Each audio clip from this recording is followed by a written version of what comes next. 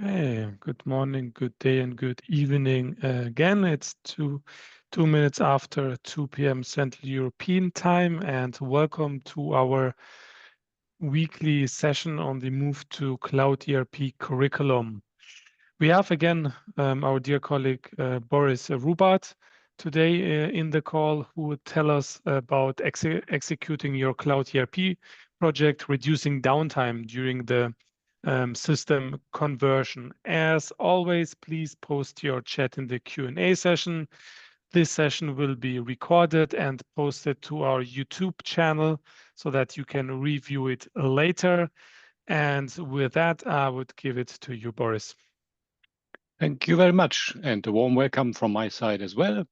As already said, my name is Boris. I work as a product manager for the SAP SE, so especially for the software update manager, some tool which is the technical engine for the conversion, and on other topics related to the system conversion.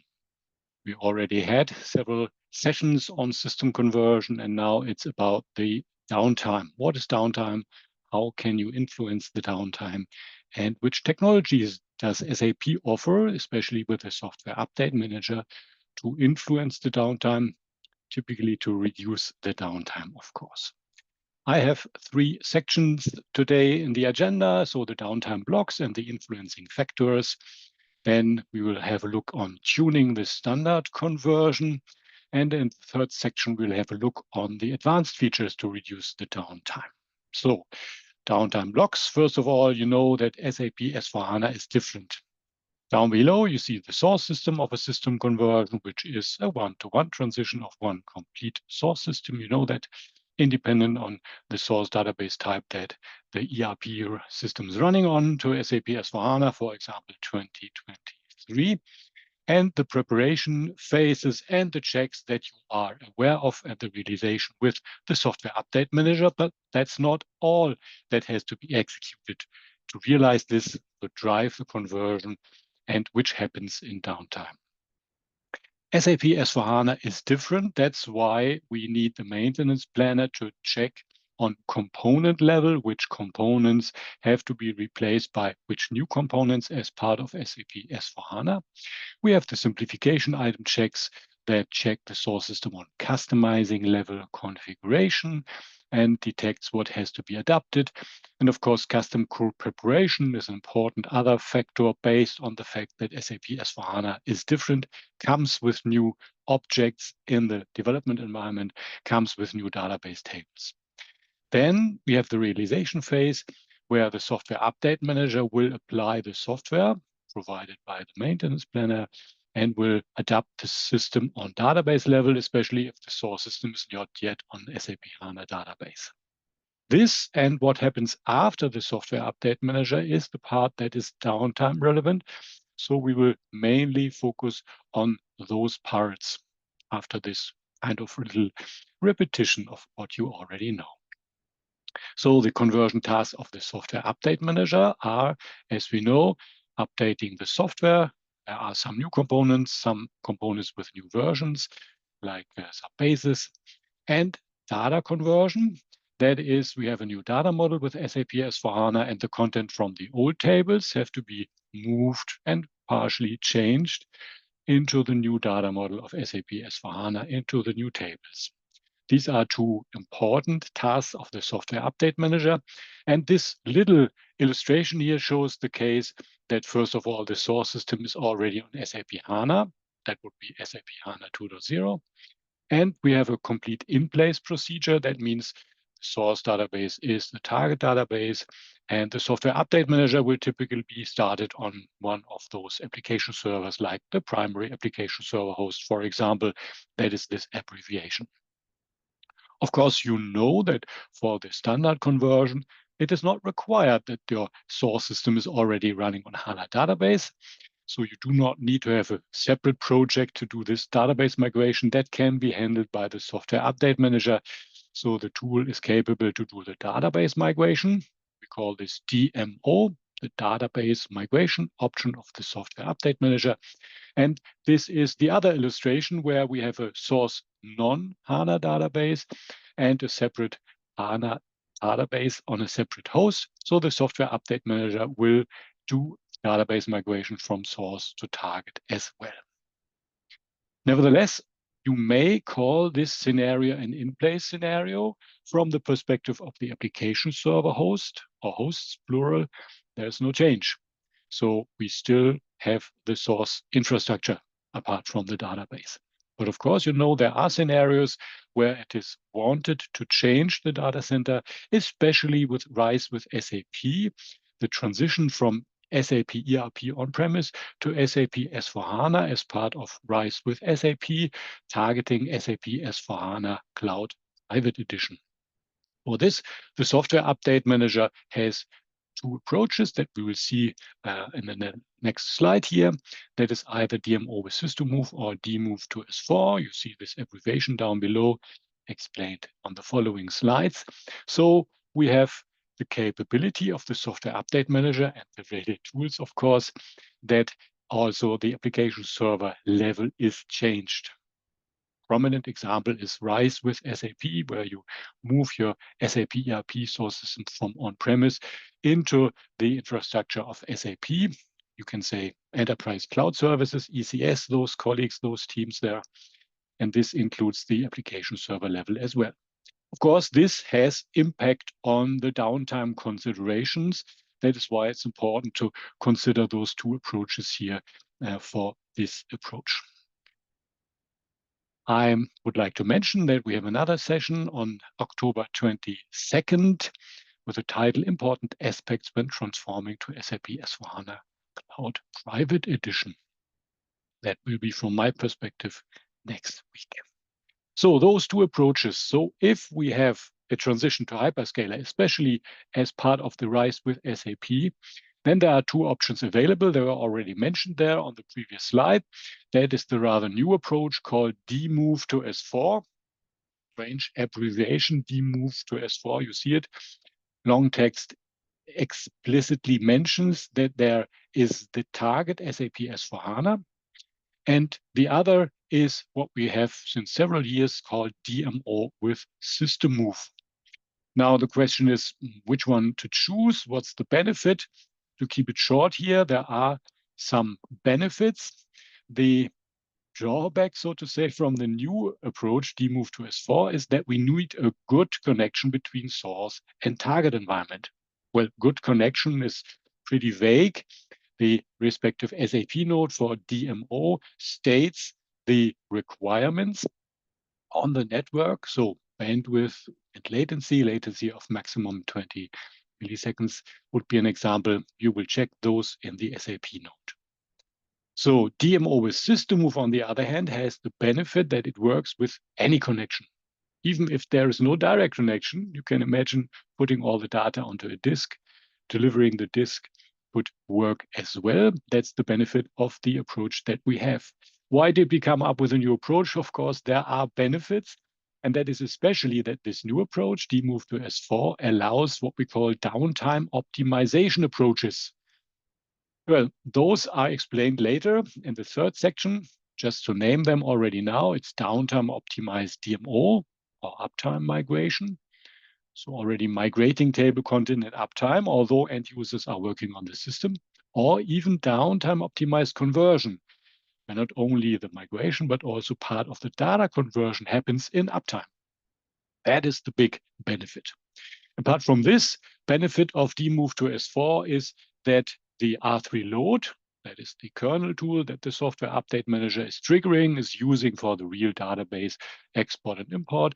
The R3 load for DMove to S4 can work in what we call a pipe mode. So R3 load pairs directly exchanging data, whereas DMO with system move, the same R3 load is used, but it's used with file mode. So the R3 load is creating files on the disk with compression that takes time. So that's the benefit of the new approach, that even without using downtime optimization approaches, it should be faster. There are some technical differences on setting up the target environment. In both cases, like always, the HANA database, of course, has to be installed beforehand. That's not a task for the software update manager. And also the application server instances have to be installed beforehand. For the new approach, demove to S4, that is an instance of the source system. For the existing DMO with system move, that is a kind of stub installation, so a kind of skeleton system. That is the difference that we have here. Now, concerning the downtime here, the main technical conversion steps. In here, you see an illustration where we see the software update manager with green box, that is uptime. And that uptime is much longer than shown here on the slide. You can imagine that takes quite long, but focusing on the downtime, we see here the software update manager has its technologies to already reduce downtime by doing activities in uptime. The famous shadow instance and shadow repository has already been created in uptime, even in the standard approach. We decide to ramp down the system, no end users working on it. And then we have the technical downtime of the software update manager, where migration, if required, will happen. Of course, only if we have a migration. That can even be a HANA to HANA migration, for example, in the context of RISE with SAP, if your source system is already on SAP HANA database. Nevertheless, we have a migration to the HANA database in the target environment. Of course, migration is relevant. We have this part of the downtime. Then the software update, applying the new software components like SAP, Apple, or others, and updating them. And then what I mentioned as data conversion, convert the table content from the old tables to the new data model of SAP S/4HANA. And this is only partially triggered by the software update manager. The other part has to be done after software update manager is finished. And that is listed here, especially Fin and material ledger data conversion happens after the software update manager. At this point in time, the target system is not yet available for end users because migration, data conversion is not yet finished, but there's a kind of intermediate state of SAP S/4HANA where the respective colleagues from Fin and Material Ledger will log onto the system, ABAP system is running, and will do some IMG activities. They will run the Fin customizing, since we already have now the S/4HANA Fin customizing available. After that, the Fin data migration happens into the new tables. One example is AC.A, the universal journal. This happens here in downtime, manual activity, and then the post activities. That's still downtime. So whenever you talk about downtime, be very specific when you talk with colleagues, with partners, with SAP, which part of the downtime you are referring to. There is a software update manager technical downtime, but the technical downtime is longer. That is the downtime where end users cannot work on the system. And the reason is that our tools are still working on the conversion. For your project, even more important, the phrase business downtime. That's the overall downtime from the point where end users log off from the system until they can log on again.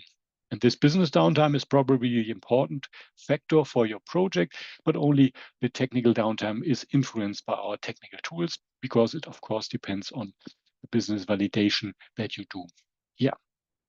So that's the introduction of the main technical conversion steps that do influence the downtime. That's why we have listed them here. So now how to optimize, so how to reduce the downtime.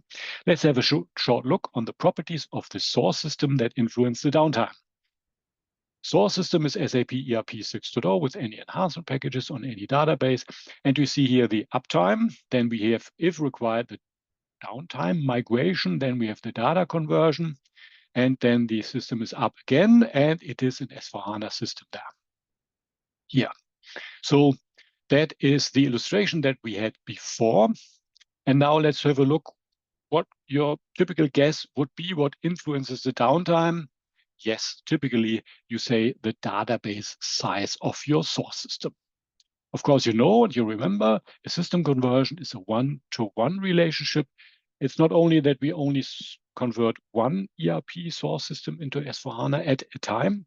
It's also that the complete source system is been converted. So it's no carve out. That would be selective data transition. So you may consider archiving first to reduce the database size to have less migration time, for example, and even less data conversion time. Then, of course, the data conversion, especially the thin data conversion that happens after Software Update Manager, depends on how many financial data you have in the respective tables. So the portion of tables that are affected by the data conversion influences how long the downtime takes. If your system was not used for financial transactions, then financial data conversion is much less on downtime aspects. The third out of 4 aspects that I would like to mention is the system performance. The engine is the Software Update Manager. It's a tool that you start on one particular application server host. And of course, you will pick out one application server host that has a lot good performance. You may even consider installing temporarily a new application server to start the Software Update Manager, which in turn will start those kernel tools like R3 load on the same host on which it's running. Finishing up, what's influencing the downtime is the quality of data. Wait a minute, why should the quality of data influence the downtime? Well, it's a little tricky what we mention here. The thin data conversion that you execute after the Software Update Manager, if you do this the very first time, you will come up with inconsistencies. You will see data that are fine in the ERP source system, but the financial checks of S/4HANA are more strict. That's why typically there will be inconsistencies, and detecting and managing those inconsistencies in the first sandbox run takes time. This is downtime for the sandbox. That's why quality of data influences at least your first sandbox run. Of course, you will fix those inconsistencies in the source system, especially on the productive system. So this factor is not relevant for the productive conversion. But you see, the second run will always be faster. That's a common phrase. That's why you should be prepared to maybe decide on which approach you take and which downtime to expect only after the second run, where you do not come over, you do not stumble across those inconsistencies in financial data. Again, if you have any questions, please use the Q&A section, not the chat, the Q&A section. I will try to have a look on those questions and potentially answer short questions immediately. The other parts will be then discussed at the end of the session. So that was the aspects that typically come in mind when you think about downtime factors here. And now about the tooling that could be helpful for you to learn about potential downtime and then optimize it. So tuning the standard conversion, which options exist to reduce the downtime for a standard conversion? A standard conversion, like we have discussed it in the previous slides. And in the third section, we will see other approaches that are not standard, but they are using downtime optimization features. So we had this picture before. Which factors do we have? Database migration, if required, the update, the database conversion, data conversion. And for the migration part, we have this DMO, database migration option of the Software Update Manager. There is a blog post in the SAP community. It's been written quite a while ago, but nevertheless, it's very helpful to give you hints, more hints than I will provide in this section. That's why we recommend this. And there are 2 other SAP notes that are important to reduce technical downtime for a standard conversion. But there's more.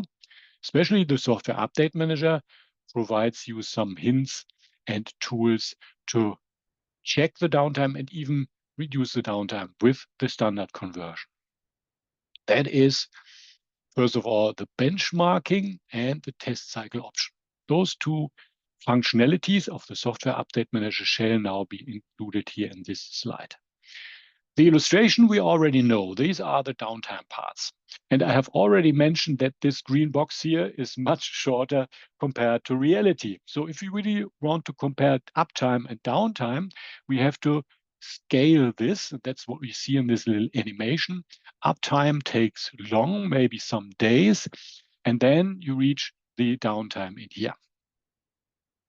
And this downtime includes the migration. And if you want to estimate the migration, you have to run the complete conversion.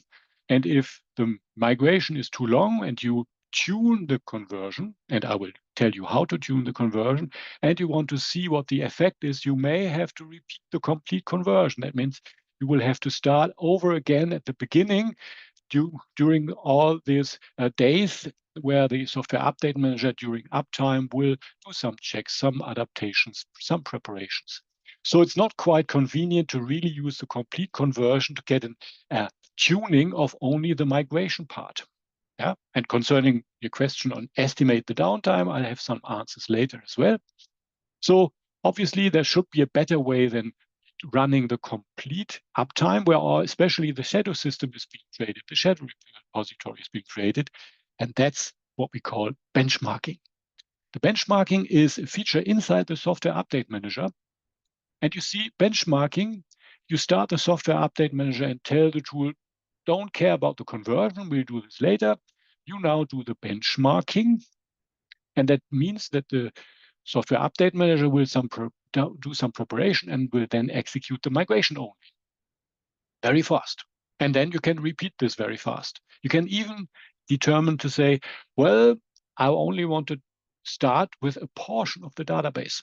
I would like to migrate 10% of the source database just to get a quick result. It's just a test. That's possible as well. So first of all, the benchmarking is a tool or a feature in the software update manager that allows you to focus on the benchmarking without any update, without any shadow system. It's very fast. That's the first thing. The second thing is what we call test cycle option. And that is useful if you really run the conversion and you would like to repeat only the migration part. Of course, you can use the benchmarking, but even the complete conversion allows to say, I run the uptime, I run the downtime migration, and then the tool stops and says, would you like me to repeat the migration only? That's what we call test cycle option. Yeah. Benchmarking, there your task is to adjust the number of R3 loads to increase or decrease and see the refect. And for the test cycle option, we can have a dialog, not for a productive run, but you can say, I would like to use this test cycle option. And then the software update manager will wait until the downtime migration is finished and provide a dialog. Shall I migrate again? And if you say, yes, do this, the tool will only repeat the migration and will not reset the complete run to the beginning. That's a big benefit. So the test cycle option is an easy, only the downtime migration for a test run. And the benefit is that the software update manager writes some statistics on the tables, table size, but also table migration time. And this is used by the software update manager for an optimizing of the table split conditions. Table split, you can imagine there are some large tables, and if we would like to reduce downtime, we do not want the largest table to determine the downtime. So there will be splits, and those buckets will be processed in parallel. And this can be optimized if the tool knows the real migration time per table. And your task, if you use this test cycle option, or if you use the benchmarking, is find the right number of R3 loads, increase, decrease, until you find the best migration rate, which the tool will write in the logs, and use this number, the optimum number of R3 loads, during the complete run then later. So there are test possibilities like benchmarking, test cycle option, to get an understanding what the best number of R3 loads is, even if you only use the standard conversion one. So I'll come to the question on the fin inconsistencies then later. There are some features in the user interface of the software update manager. If you use this menu there, the user menu, there are some utilities which will show up a separate browser window. And in there, you can adjust the numbers of R3 loads. There's a dialog in the beginning of the software update manager where you have to specify the number of R3 loads, but later you can always use the summed utilities menu to adapt the number of R3 load processes for uptime and downtime. And you can use this charts control center to see the number of R3 load processes during the migration. And you can even adapt this during the migration here, either with entering the number or using this slider, and it shows the process buckets. These are the kind of work packages that are associated to those R3 loads that are doing the actual migration. Then the DMO migration preparation is a section in the SAM utilities where you see the table sequence. So you see the drop-down menu, there is a final sequence and a sorted sequence. The sorted sequence is at the beginning, that those tables are sorted by size, but afterwards the software update manager will shuffle the sequence so that we have large and small tables shuffled in sequence that will optimize the downtime as well. Nothing that you directly influence, but it's nice to have a look there, that you can have a look and see also the table splits in there. So some utilities here shows the table splitting. There is a menu saying no table split algorithm, and then you will see there are large tables that are not split, would extend the downtime. Talk about the tail, and of course you want to avoid this.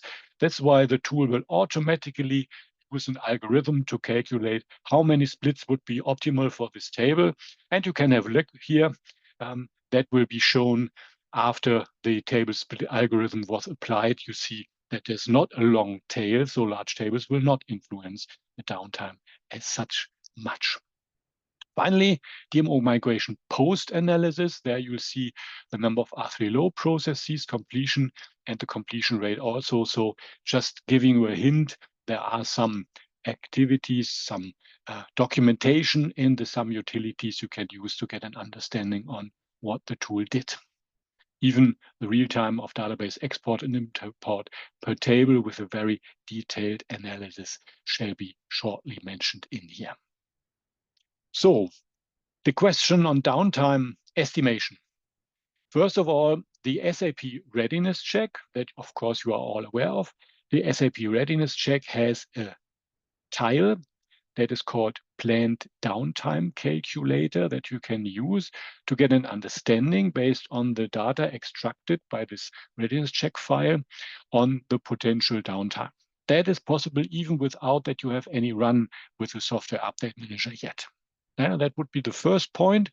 And of course, you know you can run the SAP readiness check even without already having the S/4HANA license. So recommended in any case to use the readiness check as soon as possible, as early, even if you do not yet know which of those scenarios to use, if it's really the system conversion, or if it's a new implementation, or if it's a selective data transition, or the new lean selective data transition from SAP.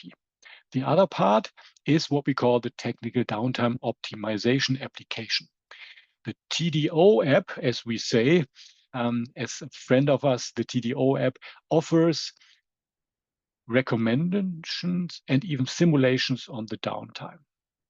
The prerequisite for this is that you already have done a conversion run and you have used the statistics that were created by the software update manager. So the tool will run the conversion and will write down which phase took how long. This is put into an XML document, and you can upload this XML document in the TDO app. And then I told you it's not only the software update manager that is executing the downtime parts, it's also this fin and material ledger customizing and data conversion. That is independent of software update manager, but even there, you can download statistics file and you can upload the statistics file as well to the TDO app. So only those two together will provide an impression on the downtime of your conversion, and then you'll get some hints in there. So that is what we do have. And maybe I'm lucky to show you here an event. This is already one of the events here in the TDO app. I just want to highlight that the user has uploaded the analytics document and the application analytics document. That's the one for the fin and material ledger. So both are available. And with this, you'll get a lot of features, not only a graphical illustration of the uptime and downtime blocks. There are hints for specific phases. And you see here You can select those tabs on uptime, on technical downtime, on post-processing, financial conversion, but especially up above here, you see a section on simulate. The simulate section here will say you may reduce data and increase the speed, reduce the downtime by archiving data. You can use downtime optimized conversion, or if your source system would be SAP HANA database, you can use near zero downtime maintenance. Yeah, and you can go into those tiles and get information on those scenarios. So the TDO app without additional fees is a quite convenient part there that will provide insights, will provide hints, and even offer a simulation for different areas. That's why we strongly recommend this. For those of you who are familiar with the TDO app, strongly recommend to have a new look, as it's been reshaped recently and there are some new features. Down below, you see some blog post links here. The first one is from 2021. Nevertheless, it's relevant for this downtime calculator and the SAP readiness check. And the second one is rather new. It's about the new functionalities in the TDO app that were recently offered. Maybe now it's the right point in time to come to the question, can FIN inconsistencies be corrected after readiness check?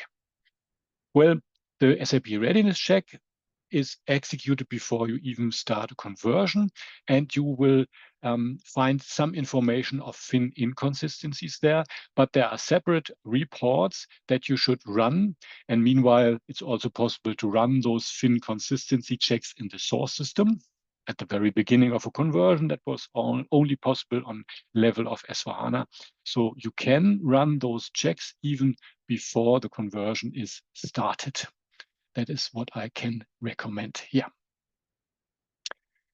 Yeah, with this, let me guide you through the third section. It's about if you have run conversions, standard conversion, and you have the impression downtime is still too long, although we did consider archiving. We have optimized the number of R3 loads. We need shorter downtime, and we are willing to invest more into the project. Of course, that is required. Then we'll have a look on those advanced features to reduce the downtime. First one is what we call downtime optimized DMO, or maybe easy phrase uptime migration, is to say migrate large application tables already in uptime. Well, great idea. It's easy to show on a slide. What's behind it? Well, tricky technology, because of course uptime processing means end users are working on the system. And if I move migration already in uptime, it could be that those table contents that have been already migrated to a target HANA database by the software update manager are changed by the end users.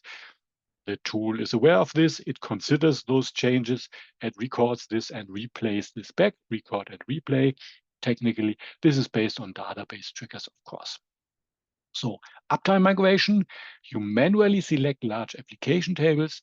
We offer support for this, a tool that allows you to select those tables, to guide you to only use tables that are allowed for this. And the end user changes are reflected by the tool. And this includes the initial migration. So the initial content of the database tables is migrated. And then there could be changes by the end users. And still in uptime, the tool will then already start the data migration.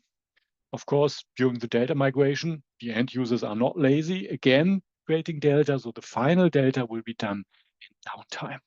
That is what we call uptime migration. It's an option in the software update manager. That's on the dialog on scenario strategy. There are tools that support you to select those tables. There's also a specific monitoring on those replication phases there. And this is, of course, only valid to be used if you have migration. Yeah. So if you do not have a migration because you stay on the existing HANA database, then this is not something you can use because you do not have a database migration. But meanwhile, even HANA to HANA migration is possible. Yeah. A short screenshot of this monitoring. You see we have some sections here. There's apart from this is done by ABAP replication, a part is done with R3 load replication. Both is in one place. That's the replication monitor. By the way, that is used also if you are familiar with near zero downtime maintenance, the NZDM. That is part of the software update manager, for example, for updates. That's the same monitor meanwhile. So now, if this is not enough, then we can consider to use downtime optimized conversion approach. The idea is to not only move migration parts to uptime, but also data conversion parts, which are downtime as well, as we have discussed. And the tricky thing is the data conversion is partially moved to uptime processing, and that is not only relevant for the data conversion executed by the software update manager, but also those parts that in standard conversion are not touched by software update manager at all. But for downtime optimized conversion, the tool has learned to execute even fin and material ledger in uptime already. Wow, that is really a big step. It comes with a higher effort, of course. You have to consider this. And you can even select, in addition, large application tables that you would like to have migrated in uptime. So data conversion, uptime migration, and then field conversion. There are two famous tables, conv and VBFA. Those tables, the content is not moved into a different table, but there are structural changes for separate fields. This takes long as well. This is considered by the software update manager to be executed in uptime as well. So that's the big benefit of this approach, downtime optimized conversion. Again, to be honest, it's higher effort. You will have to have a bit longer project time. You need more test runs, but we are working on even improving this. So it is worth to consider. It can be used by educated colleagues that have taken the training on that. Since it's a bit tricky to be considered, that's why those colleagues doing this will have to know what they do in there. So that is what we call downtime optimized conversion. A short comparison on those approaches here. Again, that is a picture we already know. The uptime processing, much longer than shown here, ramp down, some technical downtime, then especially IMG activities to fin and material ledger data conversion, ramp up. A small step is the uptime migration.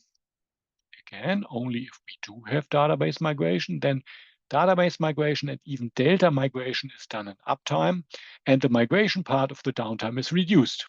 That's the benefit. And you see it here below, that's the result, the reduction of the downtime. But the other activities like update and conversion, especially fin and material ledger, of course, are not changed because this is not related to database migration. Then we have something I did not really mention.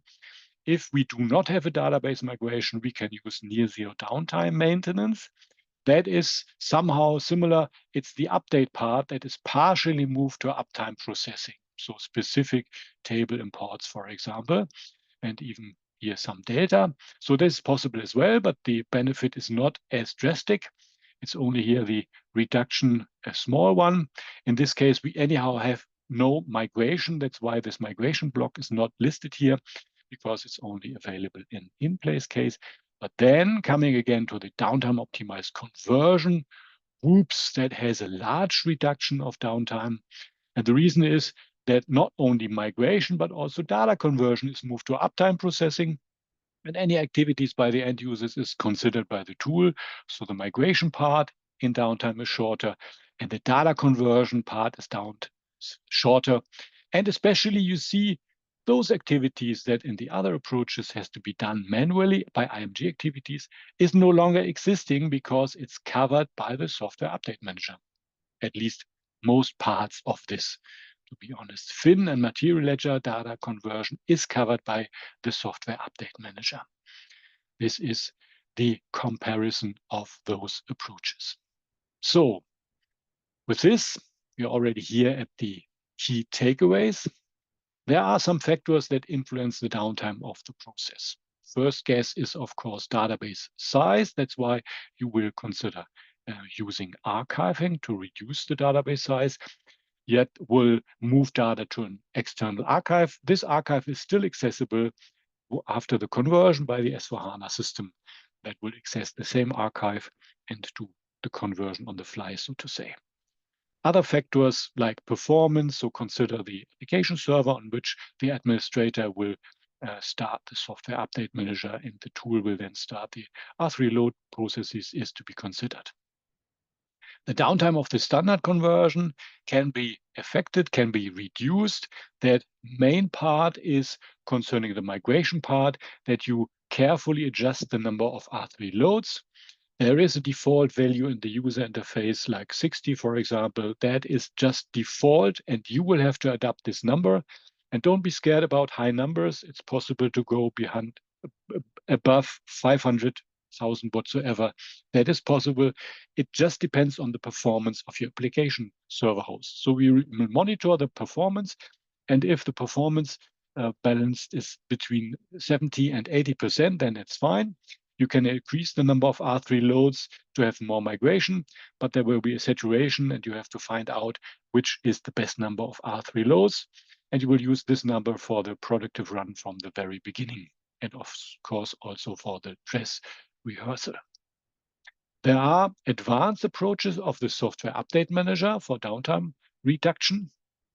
That is the downtime optimized DMO, or what we call uptime migration, that can be used. There's no education required. Of course, you get familiar with the procedure. You use the SUM toolbox that guides you which tables to select. It even offers a kind of rough estimation on downtime reduction. That is possibility. We have shortly mentioned NZDM.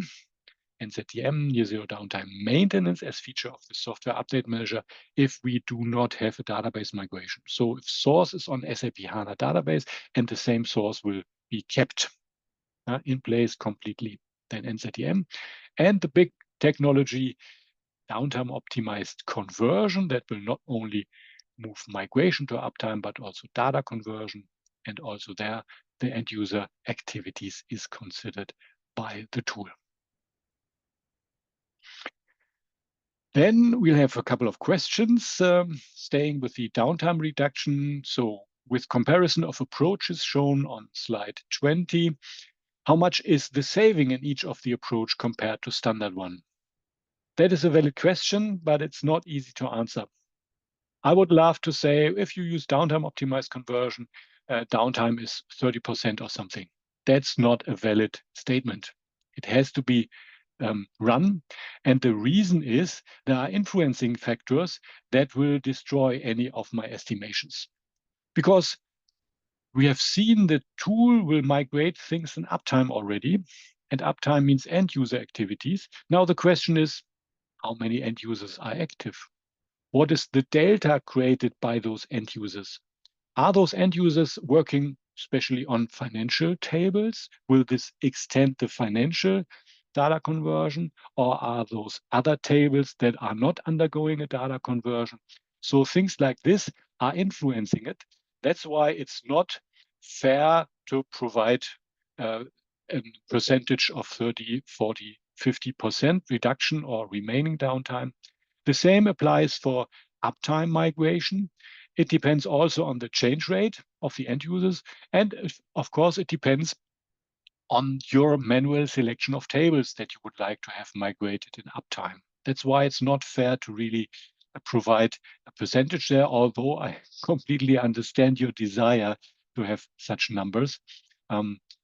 That's my answer on the question of downtime reduction percentage. Yeah, that's the same question again. The percentage of time saving for each scenario.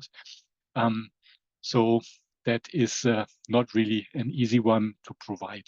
Yeah, we have seen downtime reductions of 40%, but it really does not give you any guarantee on your project. That's why you'll have to check this, do test runs, and potentially use experienced consultants by SAP or by partners, of course, that give you a valid answer or a valid estimation on this. Nevertheless, thank you for asking. As far as I can see, I have answered the available questions.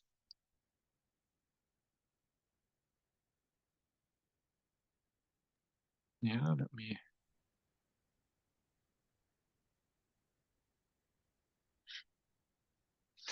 Yeah, the very first question, can we estimate the downtime, which also includes HANA migration? Hopefully that is answered, yes. If we have HANA to HANA migration, then that is a migration factor that can be estimated. So I cannot give you provide percentage, but I recommend to use the TDO app that has the parameters there and is at least the best guess that I can offer there. Yeah.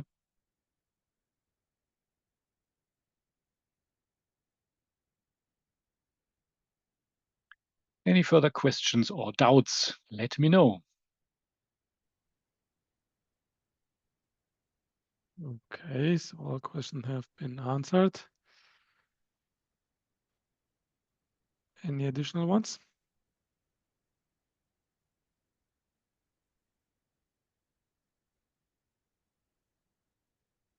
Okay. Thank you very much, Boris, for this insightful session. And we will see you also next week again, right? Indeed. Great. Thank you for joining us. And Krenar, thank you for the organization.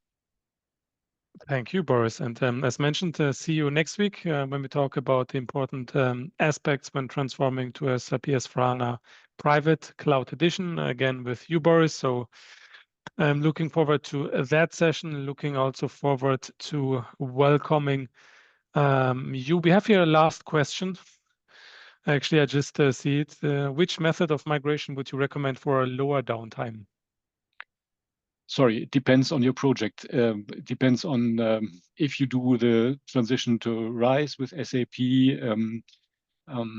So get familiar with the approaches and ask experts on that.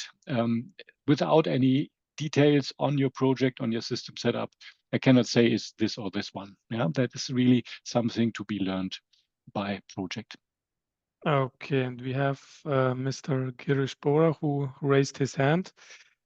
You can speak now. You can unmute yourself.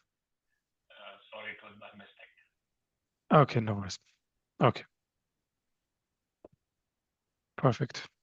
Okay. Then, thank you all for joining. Thank you, Boris. And again, see you latest next week. Indeed. Bye. Thank you. Talk to you. Have a very, very nice rest of the day and see you all next week.